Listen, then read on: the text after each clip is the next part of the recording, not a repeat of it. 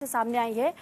मनसा देवी हरिद्वार से, अष्टभुजा मंदिर वाराणसी से, अलोप शंकरी देवी प्रयागराज की तस्वीर, महाकालेश्वर उज्जैन से तस्वीर, छतरपुर दिल्ली की तस्वीर, माता वैष्णो देवी कटरा से ये तस्वीर सामने आई, मुंबा देवी मुंबई से, कालका जी दिल्ली से भी ये तस्वीर आपको दिखा रहे हैं और देवकाली अयोध्या की भी तस्वीरें इस वक्त आप देख रहे हैं। तो 9 अलग अलग जगहों की 9 ये तस्वीरें जो अपने आप में उस दिव्यता और भव्यता को दर्शाती है, जो अब अगले 9 दिनों तक आप इसी तरह मंदिर प्रांगणों के भीतर देख पाएंगे।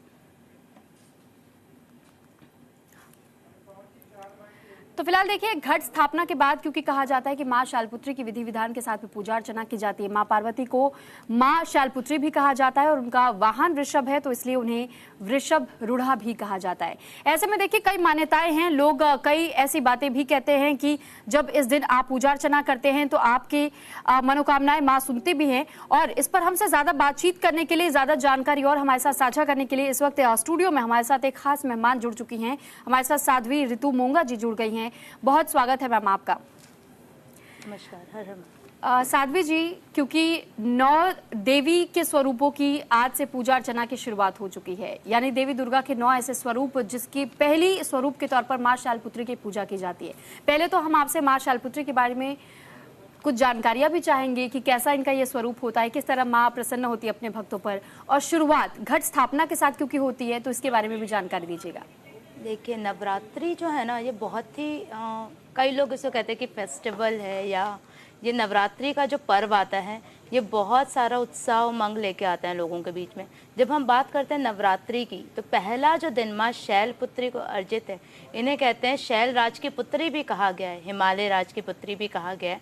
माता शैलपुत्री बहुत ही गौर वर्ण की हैं। इन्होंने शिवजी को प्राप्त करने के लिए तपस्या करी थी, तो इसलिए वो शैलपुत्री हैं। ये जो दुर्गा का पहला रूप है, ये बहुत सारी चीज़ों को देता है। जब हम पहले दिन इनकी पूजा उपासना करते हैं तो हमारे जो भी दुख तकलीफ और जो हमारे मन के विकार होते हैं उनका नाश होता है। साथ ही साथ अगर हम बात करें माँ शैलपुत्री और घट स्थापना की, तो घट स्थापना में आज का जो दिन है इसका बहुत महत्व होता है। अगर हम मिट्टी के बर्तन में, मिट्टी के कुजा में अगर घट स्थापना करते हैं तो वो बहुत ज़्यादा मान्यता रखती है, क्योंकि जो वरुण कलश है उससे ही सारा जीवन, सारी चीज़ें प्रचलित हुई हैं। तो वरुण कलश की हम आज स्थापना करते हैं, जिससे कि संसार में, क्योंकि भगवती का जो रूप है, इस भगवती के रूप को ये माना गया है कि हे माँ भगवती, आप ही तो हैं जो सबको देती हैं, जन्म देती हैं। तो ये माँ का जो रूप है ये इसीलिए है कि आपके जो जीवन में समृद्ध, सुख, शांति और सबसे पहले बीज रोपण होता है। तो पहला जो स्वरूप है वो इसी चीज़ को दर्शाता है। ठीक है। साध्वी जी, एक और चीज़ मैं आपसे जानना चाहूँगी, क्योंकि नव वर्ष की भी शुरुआत हो रही है और आपने जिस तरह बेहद खूबसूरती के साथ इस बात की जानकारी हम तक पहुँचाई और ये बताया कि घट स्थापना अगर की जाती है तो कैसे की जाए, तो ये जो पूरी विधि होती है, कहा जाता है कि 9 दिनों में अगर आप विधि अनुसार पूजा अर्चना कर लेते हैं, देवी को प्रसन्न कर लेते हैं, तो देवी न केवल आपके जीवन में सारे दुखों को हर लेती हैं, लेकिन खुशियों की शुरुआत, खुशियों का आगमन आपके घर में आना शुरू हो जाता है और देवी की इतनी कृपा बरसती है।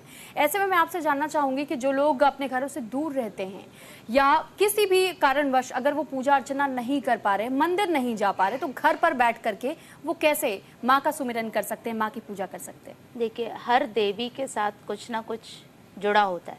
जब हम 9 नवरात्रि की बात करते हैं तो दुर्गा के 9 रूप हैं और माता को महिषासुर मर्दनी भी कहा गया है। इस बारी अगर हम ग्रहों के नक्षत्रों की बात करें तो बड़े ही रोचक थोड़े से ग्रह नक्षत्र बन रहे हैं।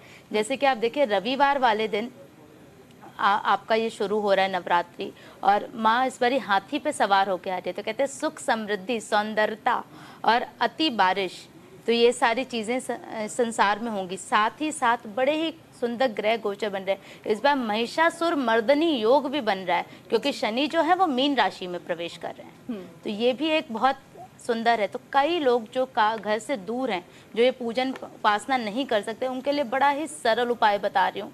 आप महिषासुर स्तोत्र कर सकते हैं, महिषासुर मर्दनी स्तोत्र कर सकते हैं। अगर आपको ये लगता है कि ये भी कष्टकारी है, इतना हम नहीं कर सकते, आप सिर्फ भगवती को 2 लौंग अर्पण करिए और भगवती के ध्यान में सिर्फ रहिए कि हे माँ राज राजेश्वरी, हमारे जो कार्य है ये रुका हुआ है, बस इतना करिए, आपके कार्य हो जाएंगे। अच्छा साध्वी रितु जी, क्योंकि जैसा अभी आपने जिक्र भी किया और ये बताया कि पाठ अगर कोई कर लेता है तो भी इससे माँ प्रसन्न हो जाती हैं, क्योंकि माँ के अलग अलग स्वरूप हैं। ऐसे में मैं आपसे ये भी समझना और जानना चाहूँगी कि कई बार हमने ये भी देखा है और ये कहा भी जाता है कि खास तौर पर क्योंकि अमावस्या से जिस तरह नववर्ष की शुरुआत हुई, तो बहुत सारी मान्यताएं जुड़ी हुई हैं। अभी ग्रह नक्षत्र भी लगातार परिवर्तित हो रहे हैं, अलग अलग कुंडलियों में वो गोचर कर रहे हैं। और क्योंकि शनि का भी आपने जिक्र किया कि शनि अभी हाल फिलहाल में 29 मार्च को ही, शनिवार के दिन ही उन्होंने प्रवेश किया मीन राशि में। बहुत कुछ खगोलीय घटनाओं, भूगोलीय घटनाओं में भी बहुत ज्यादा परिवर्तन आने का ये समय बताया जा रहा है। तो मैं आपसे ये समझना चाहूंगी कि अब जो चैत्र नवरात्रों की शुरुआत हो रही है, ऐसे में बहुत ज्यादा अब तक लोगों को डरा दिया गया है कि कुछ भयानक हो सकता है, कुछ भयावह हो सकता है, सिर्फ चंद कुछ लोगों के लिए अच्छा समय है। तो मैं ये जानना चाहूंगी कि 9 दिन ऐसा वो क्या कर सकते हैं कि इस समय काल को भी वो काट पाए आराम से। देखिए, जैसे कि मैंने सबसे पहले आपको बताया कि ये महिषासुरमर्दिनी जो बन रहा है, चक्र बन रहा है, तो आप एक चीज़ समझिएगा कि अभी जो ग्रह गोचर देख रहे हैं, रविवार को माता का नवरात्रि शुरू हुआ, माता हाथी पे आ रही। पहली चीज़ है मंगल, सूर्य, शुक्र जी और बुध आदित्य योग भी बन रहा है। तो बड़ा ही अच्छा समय है। ऐसा नहीं है कि हर वक्त हर किसी को डरा के ही हम उसको कहें कि अरे सब कार्य खराब होंगे, ऐसा नहीं है। माँ के जो 9 रूप हैं उनमें इतनी शक्ति है, इतनी क्षमता है कि वो आपके नव ग्रहों को भी ठीक कर सकती है। सबसे पहले तो हमारे जो ग्रह गोचर होते हैं, इसमें हमारा परिवार सबसे इम्पॉर्टेंट है। तो हम किस तरीके से अपने घर की महिलाओं के साथ हम किस तरीके से उस शक्ति की पूजा करते हैं, ये बहुत मान्यता रखता है। जब हम बात कर रहे हैं 9 दिनों की, तो इस 9 दिनों में आप अगर शत्रु नाश करना चाहते हैं, अगर आपको शत्रु बाधाएं उत्पन्न कर रहे हैं, अगर आपको लगता है कि मैं किसी प्रकार से मुझे कष्ट या कुछ हो रहा है, तो आप क्या कर सकते हैं इस समय में, आप माता के बगलामुखी स्वरूप की पूजन करें।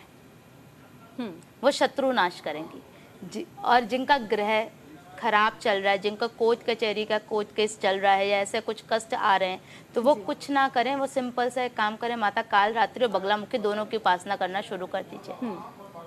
ठीक है साध्वी ऋतु जी, क्योंकि आपने 9 ग्रहों का भी जिक्र किया, 9 देवी के स्वरूप भी होते हैं, 9 दिनों तक नवरात्रे चलने वाले हैं।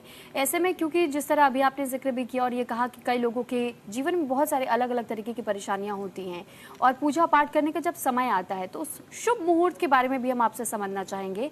और क्या कोई ऐसा मुहूर्त भी होता है कि अगर किसी कारणवश वो शुभ मुहूर्त हमारे हाथों से निकल गया, तो फिर ऐसे में क्या कोई और एक समय होता है दिन भर में जब हम दोबारा माँ की आराधना कर सकें? देखिए, नवरात्रि ना अपने में ही